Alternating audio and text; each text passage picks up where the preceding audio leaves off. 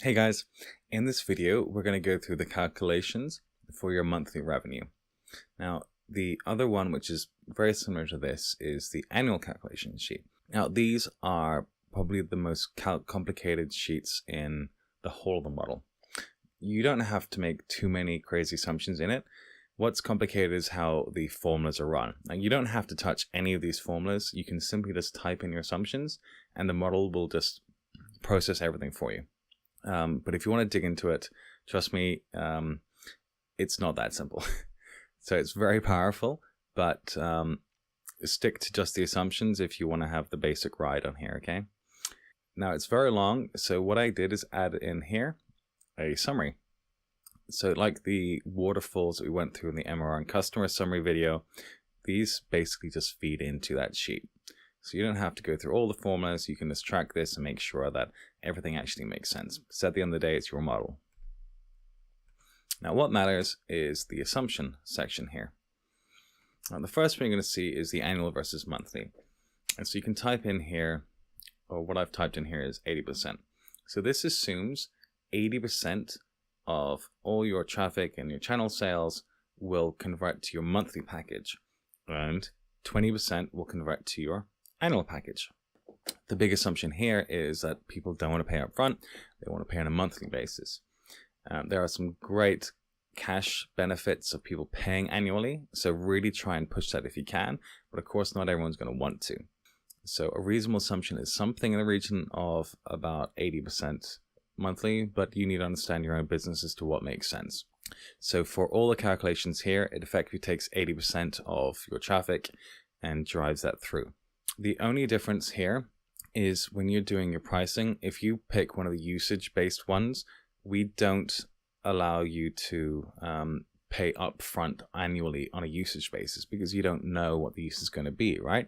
So what this will do automatically is if you pick the usage basis, it'll deduct the annual amount and make the three packages 100% of the amount, so that effectively nothing's filtering through your annual one. Once we've decided that 80% of all that traffic is going to be going to your monthly paid one, what percentage is going to be going through your three packages, which your basic, your premium, and your pro?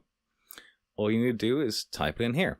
So we'll say 50% is basic, 20% is pro, and whatever's left will be your premium. So let's say you think, do you know what, screw this, more people are going to be on our pro, 40%, and 20% will be on a basic, so 40% will be premium.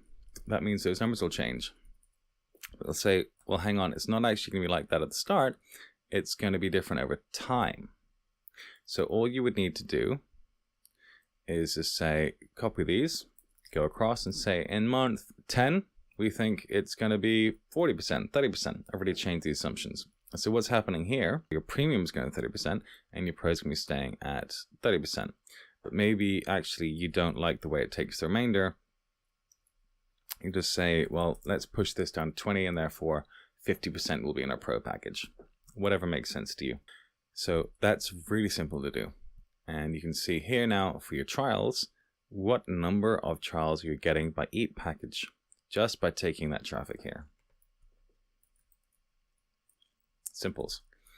Now, I've mentioned other videos before, we treat your channel sales a bit differently to your traffic that you're generally generating. And so this section here just says, well, how many trials are we getting? What percentage of them are coming to a monthly package? And take them by your 50%, 20%, 30% of the conversion. And here are your number of channel sales trials you're getting. And I add these to your paid section, not your earned section, because you're actually paying for this, you're not earning it, right? And so you can see here with this formula here that it's actually adding these here. Whereas in the earned one, you see you're not seeing that line item. And there's a little note here which says that we've added the channel sales trials here. Now, the next part is our adoption schedule. Now, this looks a little bit scary, but trust me, it's actually really simple and it's logical. Now, we're generating traffic every month, and we want to assume that some portion of these people will be coming to trials, right? So we'll say, of our paid customers, what percentage in total over all the time of your cohort will actually become paid customer. And so from all those trials, we're going to say for paid customers, that'll be 25%. And we'll say for earned ones, it'll be 30%. And that's because we think that the people that we're earning more likely will like our product and therefore will actually pay for it. That's an assumption I make. If you don't like it, all you do is change the number and that'll change it. Okay. So that is for if you acquire people in January, for that cohort, for the all of time, what percentage of those people will actually ever give you money? I'm saying only 1 in 4, 1 in 3 will ever actually give you money over all time.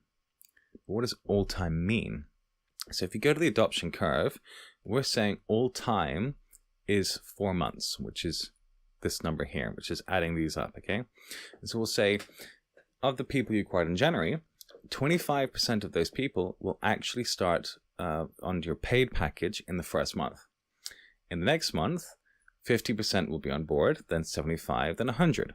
Now, let's say that that's a little bit optimistic, and typically it'll take you a lot longer. We'll say, fine, well, what if 10% people come on? In the next month, we'll get to 20%, and then we'll be at 40%, and then 60, then, I don't know, 75, and then we'll get to 100. Well, now it's taking you 6 months to get everyone on. You can make it even longer if you want. Say that, well, actually, no one's going to come in here, and then it'll be 80, and then no one, and then 90%, then 100%. So this number is just adding up everything with a number here up to your point where you get 100%. So that means that it's going to take you 10 months to actually start getting your customers on. Well, let's just call it that. It's going to take us 9 months now. So that's your new adoption curve.